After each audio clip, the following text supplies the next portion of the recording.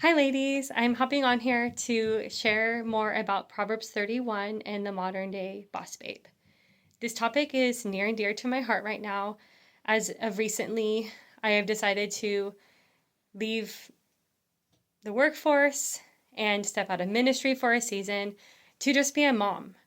And God has been showing me a lot about the challenges that mothers face today with having to work, having to raise the kids, and also having to show up for everybody else, their husbands, their family, and every other area of their life. And women are exhausted. Women are doing way too much, way more than God ever designed and intended for us to do. And so I'm going to be talking about this tonight. I know that in some ways this is even a controversial topic, but nonetheless, I really want to hit on it because if there's even one woman that listens to this video tonight and it helps her step into her God-given identity and purpose as a mother, then that's good enough for me. So let me just share a little bit about my personal testimony. So I've been following the Lord for 12 and a half years. I got married almost 9 years ago now. And my husband and I struggled with infertility for a really, really long time. I actually had 4 miscarriages before having my daughter last July. And so during that time, before having my daughter, the Lord actually allowed me to do a lot, and I'm really thankful for it. I spent over a decade working in retail management, almost all the way to store management level.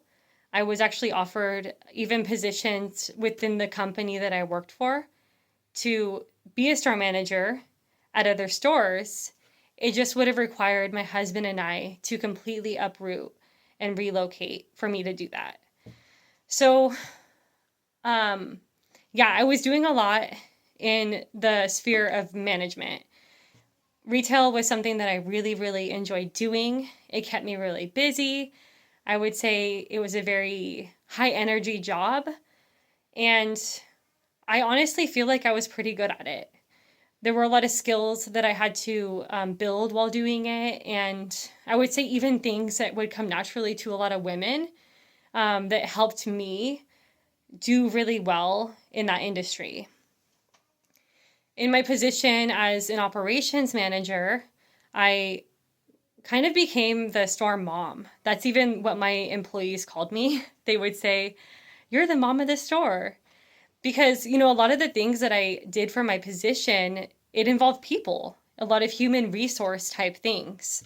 And I would find myself mothering these employees that I worked for. I just couldn't help it. It was just who I was. It was who God created me to be, and it came naturally. So that was just something that I wanted to really emphasize in that. But while working in retail management, I was also really, really exhausted. I was working over 50 hours a week, on my feet a lot. Thankfully, in the management position, I was half or part office and part sales floor. But nonetheless, I was just exhausted. My workload was heavy, and I exerted all my energy at my job. And I remember I would get home and I would just be exhausted. I barely had energy to cook. I never really had energy to clean. And I didn't really have a lot of energy for other people. I remember on my day off, which oftentimes was a Friday, I would just sit in my bed and rest. Almost all day, I would just be in bed. All that I had the energy for was to lay in bed and spend time with the Lord and prepare for children's church, which was on Friday nights at the time. And then my other day off, I was doing ministry. And so I was just at my capacity. I was so busy and I was so tired. I could never keep up on my home, and I didn't really feel like I could fully show up for my husband. And this is before we had kids. And so after retail management, or in the in between, the Lord called me to be a children's pastor. And I kind of already mentioned that a little bit, but during that first year of being a children's pastor, that's when God started to burden my heart for children.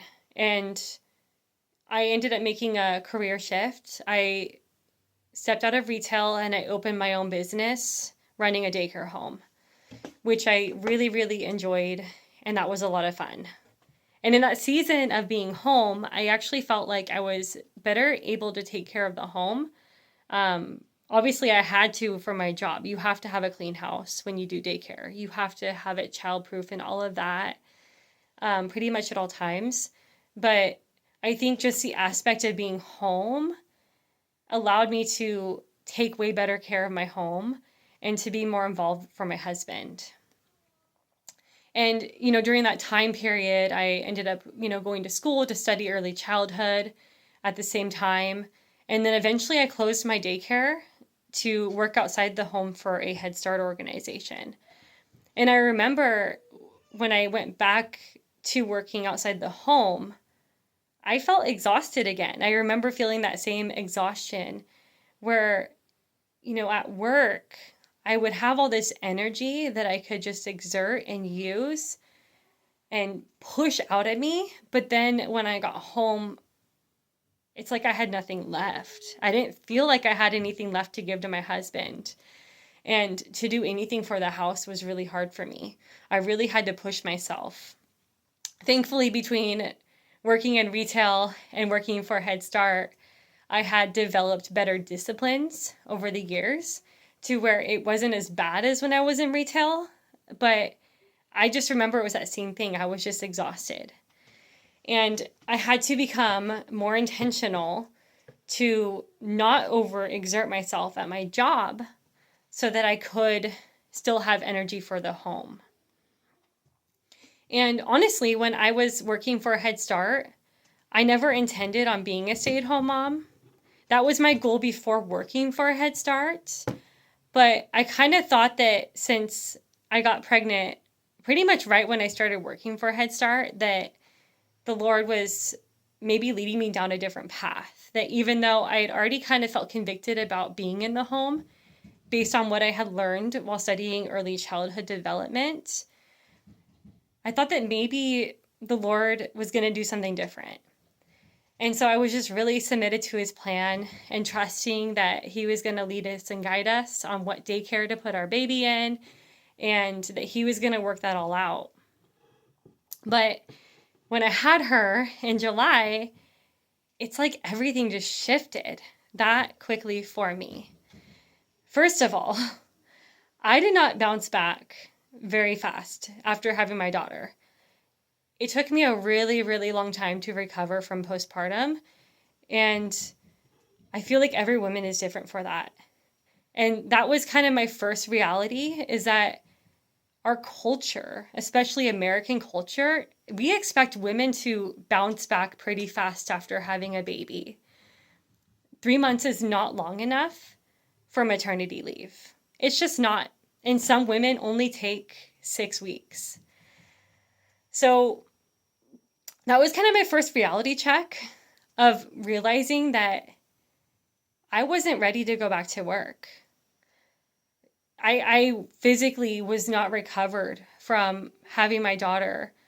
I felt like my body was still healing. I felt like my hormones were still adjusting. I felt like I could tell that I was depleted still and that my body was still trying to replenish itself. I did not feel ready to just jump right back into the workforce.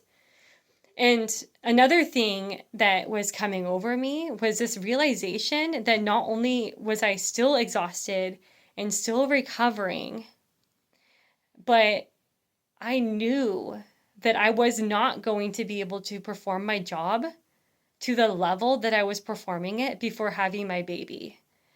I'm not going to go into too many details about what my job was, but I just knew that I was not going to be able to show up for this company anymore to the same level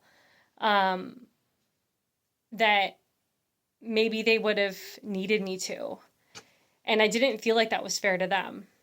But also, I knew that if I went back to work, I definitely would not be able to show up for my daughter and for my husband to the extent that they would need me. So that was hard for me because honestly, the job that I was doing before I had my daughter was a lot of fun. And I would say it was kind of a rare job. It wasn't something that that's easy to get. It wasn't something that is always available. And it was definitely a door that I feel like God opened for me. But I had to surrender that to Him. I really had to give that to Him and trust that I was doing what was best for my family. So even just making the decision to stay home wasn't easy for me. And my husband and I had several conversations about it before I did it. And he was really supportive, honestly, of either way I chose. He said, honey, I just want this to be your decision. I'm going to support you either way. If you want to go back to work, I support you. If you feel like the Lord's leading you to stay home, I want to support you. And so, we ended up doing that. I ended up staying home. And it's been really good. And, again, postpartum has been slower for me. I'm just now starting to come out of that postpartum fog. I finally feel more like myself again. My energy levels are better. I feel more replenished. But again, I would not have been ready to go back to work at 3 months pregnant, or not pregnant, but postpartum. And I even just want to hit on that a little bit more too. One thing that was really heavy on my heart that was convicting me was the biological factor of being a mother. So I know that we have resources now to make it easy for mothers to feed their babies while they're away. But I just had this deep conviction in my heart that that was still going against biology. And what I'm hitting on it is pumping milk. And I'm not against you if you're pumping milk, please. But for me personally, I just felt really convicted about it. I'm like, man, Lord, like you designed my body to give my baby this nourishment for at least the first year of her life. It doesn't make sense to me, God, that I would leave my baby at this young of an age if biologically I am designed to be with her for at least a year, just based on the woman's body and the needs of the baby. And so just kind of coming at it from that angle of, yes, there are ways to still provide milk from my own body and even like formula. I feel like I was fighting against God's original design in doing that. And so that was something else that was a factor in choosing to stay home. Yeah. So I feel like that's a lot of a backstory there. But I wanted to kind of explain, what led to this place for me and where I'm at now. So one thing, though, that God's been showing me even more over the last couple of months is that, women are just exhausted. Women are giving way more than God ever told them to give, than God ever required for them to give, than God ever designed for them to give. And what I've realized now, looking back on the seasons that I was in the workforce, being a hard worker, doing all these things, organizing, leading, creating, problem solving, those are all things that God gave me. Those talents and those skills, they came from the Lord. And those skills and talents have really helped me excel in the workforce, to be a manager, to be a teacher, to be a leader. And again, I'm really thankful for that. But what God has been showing me is that those talents and those skills and those giftings, He originally made for us women to be helpmates to our husband and to bless our home. And so, in talking about this, I'm not saying that women shouldn't be in the workforce, but I'm challenging us to think about the amount of energy and effort and resources that we give outside the home compared to how much we give in our home. And that is really what I want to hit on in talking about the Proverbs 31 woman. And yeah, I'm even just praying, Lord, do I read the whole thing? Do I let women read it, after this video? Yeah, let me just read it. So I'm going to be reading it out of the Christian Standard Bible. And I'm going to be starting at verse 10, because as we know, that is where the Proverbs 31 woman comes into the chapter. So it says, "Who can find a wife of noble character? She is far more precious than jewels. The heart of her husband trusts in her, and he will not lack anything good. She rewards him with good, not evil, all the days of her life. She selects wool and flax and works with willing hands. She is like the merchant ships, bringing her food from far away. She rises while it is still night and provides food for her household and portions for her female servants. She evaluates a field and buys it. She plants a vineyard with her earnings. She draws on her strength and reveals that her arms are strong. She sees that her profits are good and her lamp never goes out at night. She extends her hands to the spinning staff, and her hands hold the spindle. Her hands reach out to the poor, and she extends her hands to the needy. She is not afraid for her household when it snows, for all in her household are doubly clothed. She makes her own bed coverings. Her clothing is fine linen and purple. Her husband is known at the city gates, where he sits among the elders of the land. She makes and sells linen garments. She delivers belts to the merchants. Strength and honor are her clothing, and she can laugh at the time to come. Her mouth speaks wisdom, and loving instruction is on her tongue. She watches over the activities of her household and is never idle. Her children rise and call her blessed, and her husband also praises her. Many women have done noble deeds, but you surpass them all. Charm is deceptive and beauty is fleeting, but a woman who fears the Lord will be praised. Give her the reward of her labor and let her works praise her at the city gates." And so what I just want to emphasize is that we know that the Proverbs 31 woman is very entrepreneurial. We know that she's very businesslike, that she's a hard worker, that she's good with even just money. We know that she was in this book that she's wealthy, obviously, if she has servant girls. We know that she's watching over her household, that she's making sure that everything is taken care of. And so how I used to look at this before having my daughter is I really focused on the hard worker part of it, and kind of overlooked the part about like watching over your home. And that part of that was probably just the season that I was in, that I couldn't fully relate to her, not having my own family yet.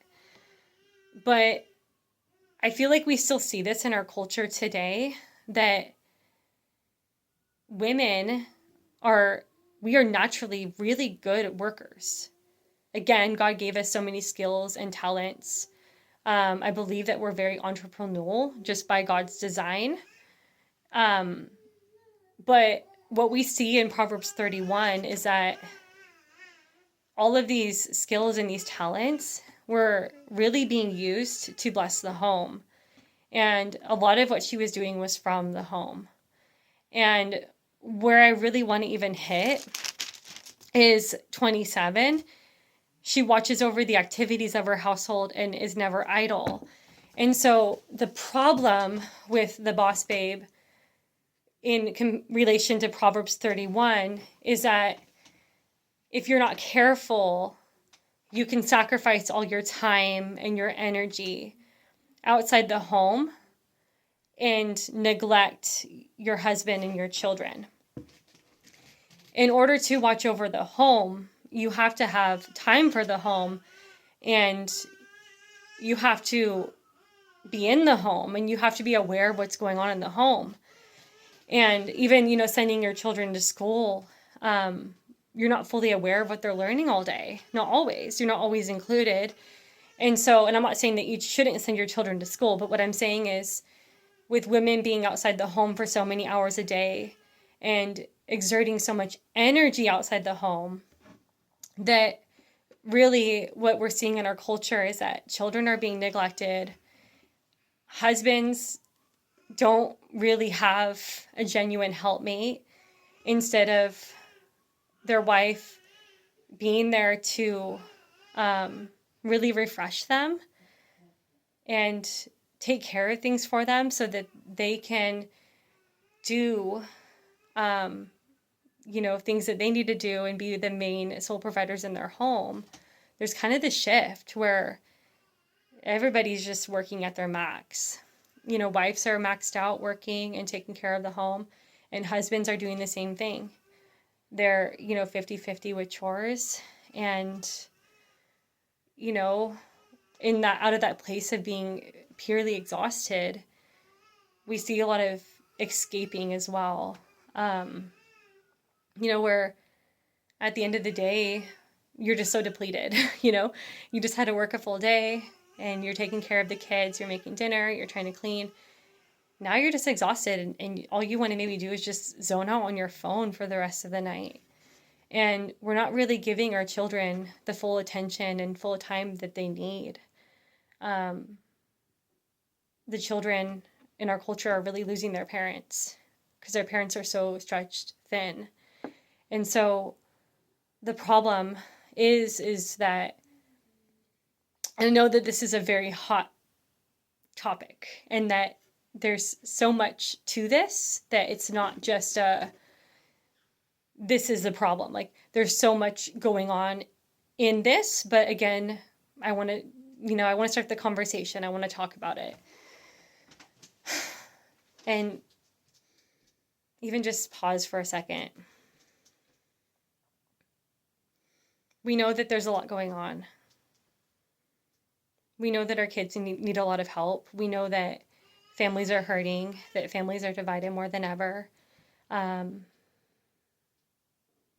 We see a lot of, divorce. We see a lot of, single parents even too. But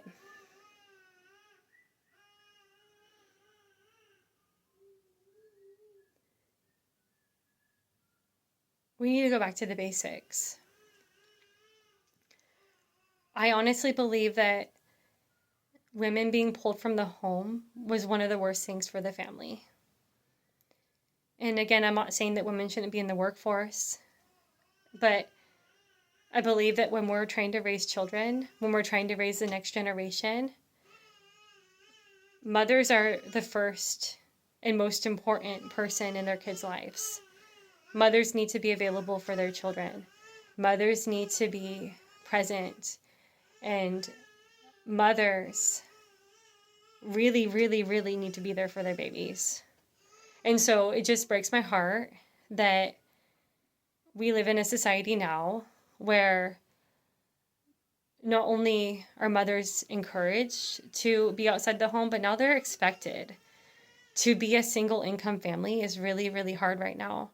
It's gotten a lot harder. The cost of living is just so high. And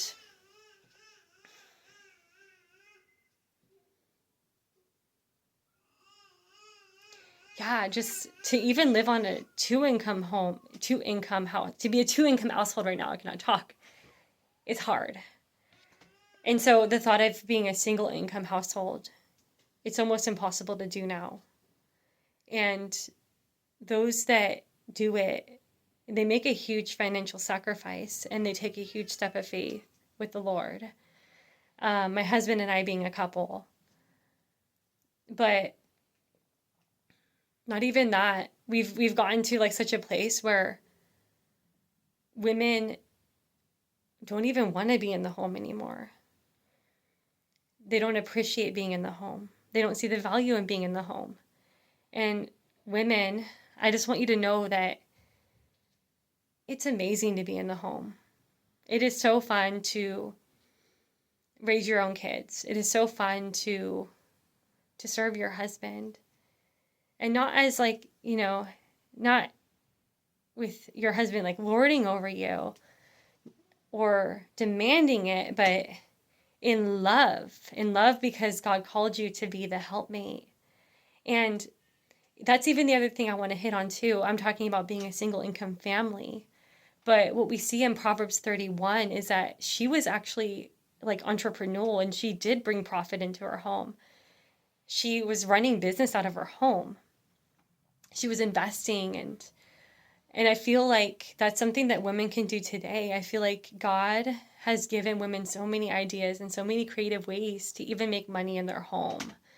And so that's even just something I want to challenge with you tonight too, is if your heart is to be home and you're not in the financial position right now to do it, or you're not really sure how to do it, I would encourage you to ask God. Say, God, how can I still provide for my family while being home? Or God, is it possible for me to work less hours so that I can spend more time with my children and be there for my husband? And I would really just seek God on that. I would really pray into that and believe for God to bless you.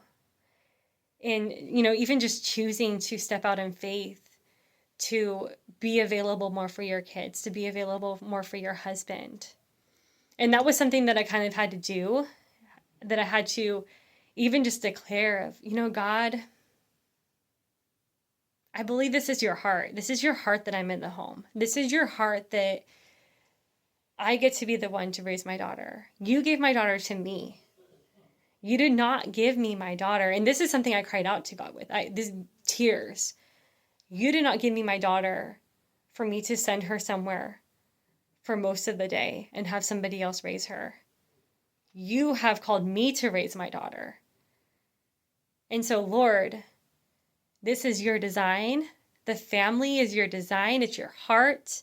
God, I am believing that you're going to provide for my husband and I am believing that you're going to watch over us, that you're going to protect us, and that you're going to bless us. And so that was just something that I had to declare with the Lord. I had to really step out in faith and believe that because this is his design, because this is his will, he is going to make a way for us. And so, I just encourage you ladies, ask the Lord, ask God for creative ways to bring income into your home. Pray for the Lord to bless your husband's job, to bless your husband's income.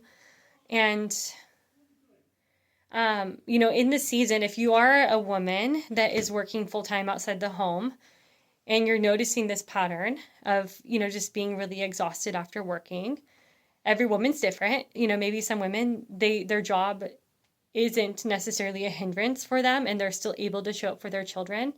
They don't really feel like that's as much of an interference. Praise the Lord. But if you're noticing that pattern after I talked about it, where you feel like you're exerting all your energy outside the home, you're using all your gifts and your talents that God gave you outside the home, and you don't really feel like you have enough to give to your family and to give to the home, then I just challenge you to ask God for wisdom. Ask God to help you. Ask Him to help you to preserve your energy as you're working throughout the day. Obviously, we want to do everything as worship unto the Lord. And so you want to even be a blessing to your workplace. You want to show those around you that you are a hard worker, that you're a person of integrity. And so I'm not saying to slack on the job, But definitely ask God for wisdom. Ask Him to preserve your energy. And really, for those that are working outside the home, you're going to have to be a lot more intentional about how you spend your time when you are home. And it's a season where you're going to have to sacrifice a lot more, because really, with being in child development, with studying it a little bit and being around kids, I've seen a lot, and I've seen how the enemy is really at work to destroy the family. You know, our children need us so much right now. Children need their mothers. They need their mothers to be present for them. They need their mothers to attend to them. Really all hours of the day when they're really, really little. But if you're in a place right now where you feel like that's just not possible, for whatever reason, again, you're going to have to be I just want you to be so intentional with how you do spend your time when you are with your children. And even, this is probably for another video, but I'm not against all daycare. I did daycare. And I believe that some forms of daycare and childcare are better than others. And so that's something too that I believe that if you're in that space where you just have to work outside the home, really ask the Lord. Ask Him to lead you to the right daycare provider. Ask Him to lead you to the right preschool, whatever it is, so that your children, that your children are being watched over, that they're safe. And I believe that, that's where God's hand of grace and love comes in to really take over for us when we can't. When we're in these situations where it just feels so helpless. Like, this is such a hard topic to talk about because it's a societal issue where, again, women are not only encouraged to be outside the home now, but now they're expected to be outside the home. And so there's a lot of multi-layer facets to this issue. But yeah, so I just wanted to say this in love. Bring, attention to it. It is not a one fix situation.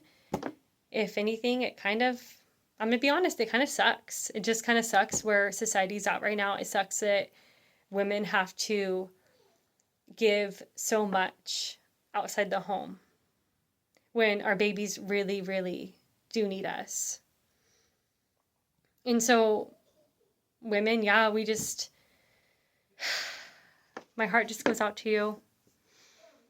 This isn't even how I was expecting to deliver this video, but I'm with you. And, that's even part of the reason that I'm starting this page is because I see how much of an issue this is today in our society. And I'm also really encouraged, though, too. I see other voices rising up. I see a lot of women rising up during this time and pushing back against the cultural norm and saying no. Even if we have to live with less, we're going to be a single income family. Or I'm going to step out in faith and I'm going to start my own business because I believe that this is what God wants for us, is He wants me home. He wants me to, have the energy and time to give more to my husband. And so I see a lot of that right now too. I do see a lot of women pushing back. And it's really beautiful. It's really encouraging. And I think that that's kind of the solution right now to the problem, to our children losing their mothers, is that if enough of us, stand up and say, hey, we're not going to buy into this anymore. We're not going to buy into this societal norm that women need to work outside the home. We're going to push back. We're going to fight for what we know God desires for the family. Then I honestly believe that we can make a difference, that we can really make a change, really make an impact for the next generation. In fact, one of my good friends, I was talking to her about this about a month ago, and I said, it's just really burdening me. And I want to know how to fix it. I want to know how to like break the system. I see how we're enslaved to this system now, how it's not really becoming a choice for women to not work. It's becoming required for pretty much every home. And her answer was so interesting to me. She said, I feel like the only way we can change it is really just one generation at a time. And so for her, what she meant by that is, as she chooses to be a single income home and she chooses to stay home with her kids and she chooses to homeschool them, that she's going to hopefully make an impact on the next generation, that hopefully her kids will be able to receive from her